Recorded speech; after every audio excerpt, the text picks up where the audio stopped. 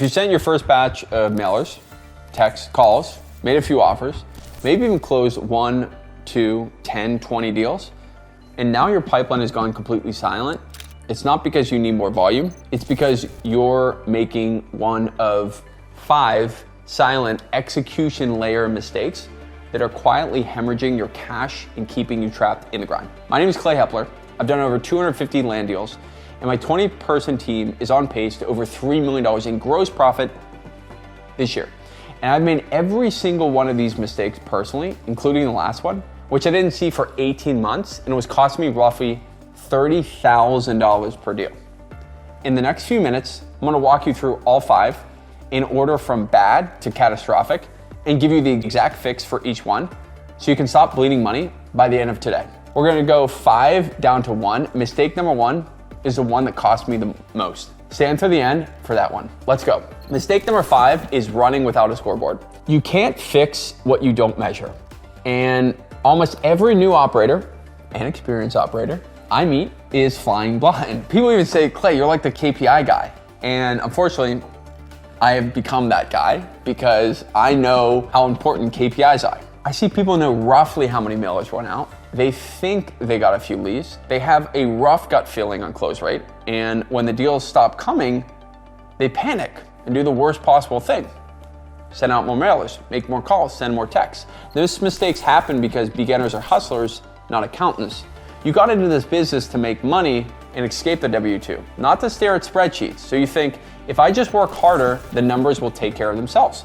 They won't. I learned that the hard way. The fix is a 6 KPI scorecard you update every Friday if you're just starting out, no matter what. Gross leads, qualified leads, offers made, deals under contract, talk time, cash conversion cycle. These 6 numbers tell you exactly where your pipeline is broken. Here's how to know if this is you. If someone asks you what your contract to close rate is and you have to guess, that's a mistake. Fix it this week. And if you see this video here, you can bookmark it for later to check it out. It will show you our personal scorecard and you'll be able to download it completely for free. Mistake number 4, confusing activity with leverage. This one cost me 18 months of my life, probably more. When I first started scaling, I was doing everything. Pulling data, skip tracing, texting sellers back, answering every inbound call, building my own dashboards at midnight. I felt productive, I was moving, therefore I thought I was winning. I wasn't winning, I was trapped. The math is brutal. If you're the CEO of your land business and you're doing $15 an hour admin work, you're not saving money, you're losing $500 an hour decisions. Now the key thing is, I always struggled with saying, well, I'm just gonna step in and do it, right? Or there's so many things that's happening in this business that I need to do the admin tasks. What I realized was the chaos that was happening in my business was a reflection of me as a leader, not the business itself. This business shouldn't be chaotic. You just have to focus on the right priorities. And if you're doing all these small tasks, $5 an hour tasks, you cannot focus on the right priorities. You cannot do the $500 an hour decisions. Every hour I spent pulling a list or market selection, I wasn't focusing on a broker call, a dispo strategy, hiring a person who would eventually 3, 4, 5x my revenue. The result was I'm working 60, 80-hour weeks for months and months and months and not moving as well as I could, or giving up margin because I couldn't focus on the highest priority. So I was doing a lot of activity, setting a lot of marketing, but wasn't pulling a lot of margin in as a result of it. So the fix is do a 15-minute time audit for 2 weeks. Write down every task honestly. Then highlight the single thing that doesn't directly drive a new contract or a new closing. These tasks go to a VA or an EA, not next quarter, this month. And before you tell me you can't afford it, the cost of not delegating is 20 grand of opportunity profit every month, maybe 40, maybe 60. People in the Land Deal Engine will add this person to their business and all of a sudden they double the amount of deals that they're doing every month and they wonder why they didn't sooner. You don't have to do that. Just implement this immediately and take your working hours from 60 to 30 and do more deals. Mistake number 3 is zero underwriting discipline.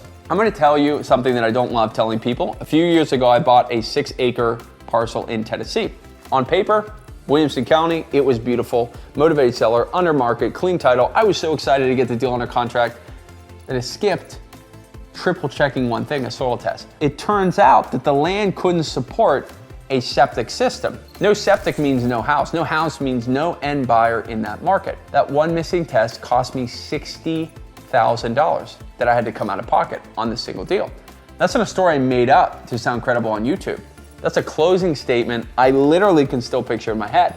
That mistake happens because when a seller finally says yes, you're so relieved, so validated that you overlook red flags just to keep the win.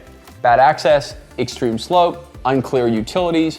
You rationalize it, you say the purchase price is low enough, I'll figure the rest out. You won't. The fix is a non-negotiable 7-point due diligence checklist you run before you ever send earnest money. Title, access, utilities, wetlands, zoning, map, survey, or perk test. If the deal can't survive all 7, you kill it.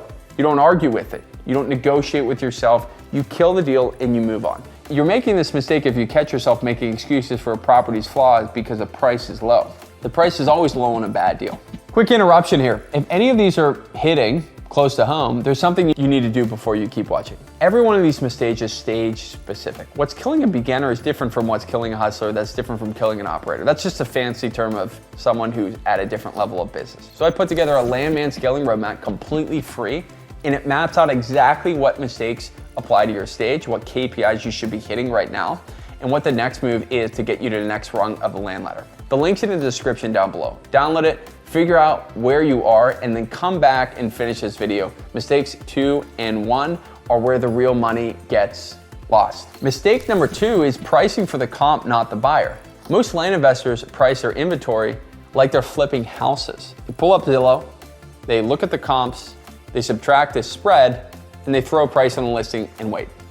And they wait 90 days, 150, 200, and $50,000 of your capital or a funder's capital sitting dead. And you keep telling yourself, it'll sell in the spring. Land doesn't work like houses. A house has a comparable sale 3 doors down. A 5-acre lot in a rural county might have 3 real comps in the last 18 months. And those 3 comps had different access, different utilities, and potentially a different buyer pool. Pricing land off Zillow is like pricing a custom truck off a Craigslist sedan. The fix is 2 moves. Number 1, use our APCP formula. Acreage, proximity, characteristics, price. You comp within tight bands that actually reflect who the buyer is, not what the dirt looks like. Number 2, before you finalize your exit price, call a local land broker in that county. Not a residential agent, a land broker, and ask one question. If I handed this to you today, what would you list it at to move it in 60 days? That number is your ceiling. You know you're making this mistake if the property's been on the market more than 90 days with 0 calls and you keep waiting on the seasons to save you. Mistake number 1, treating marketing as a volume game. Here's the one that cost me the most for the longest, and the one that no one in the industry is honest about. When deals dry up, every guru on the internet tells you the same thing. Send more marketing, make more calls, text more people. It's just a number game, they say. It's not, it's a filtering game.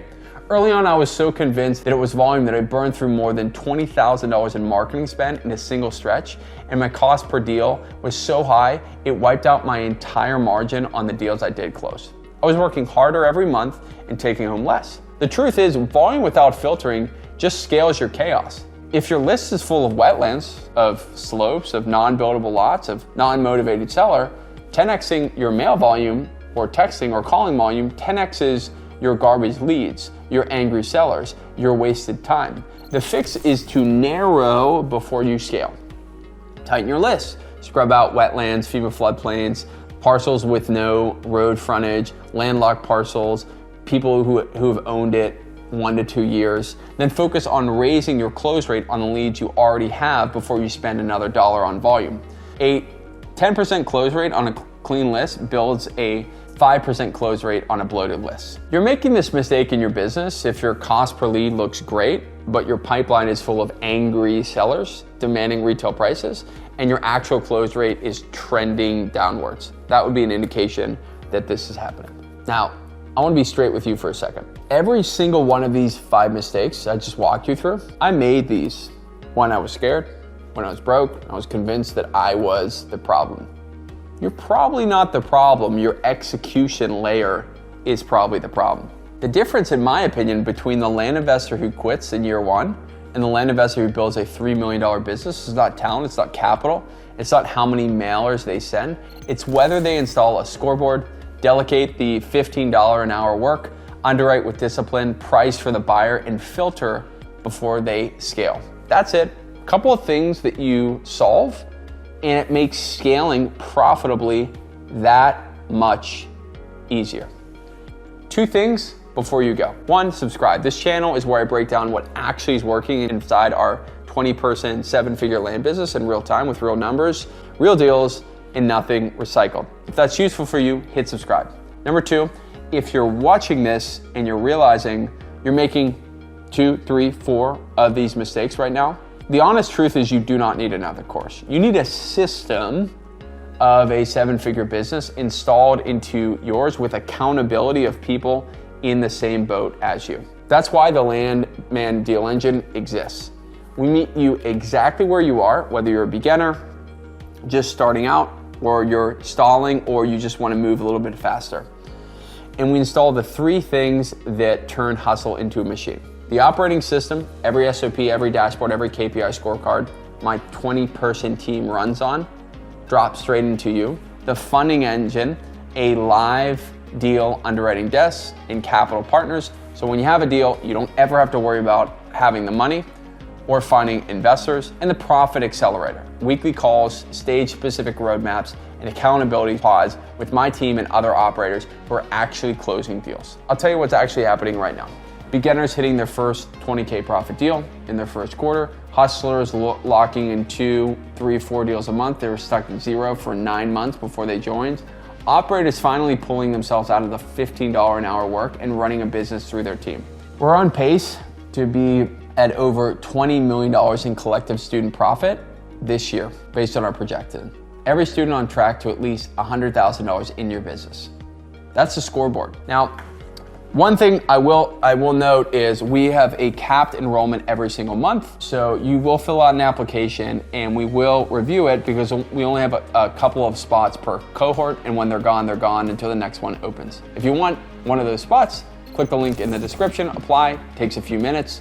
And if you're a fit, we'll get on a call and map out exactly where you are on the land ladder and the next 3 moves to get you to your next stage. If you're not a fit, I'll tell you on that too, because the worst thing I can do is put someone in a room who isn't ready. And before you click away, drop a comment and tell me which of these 5 mistakes you made last month.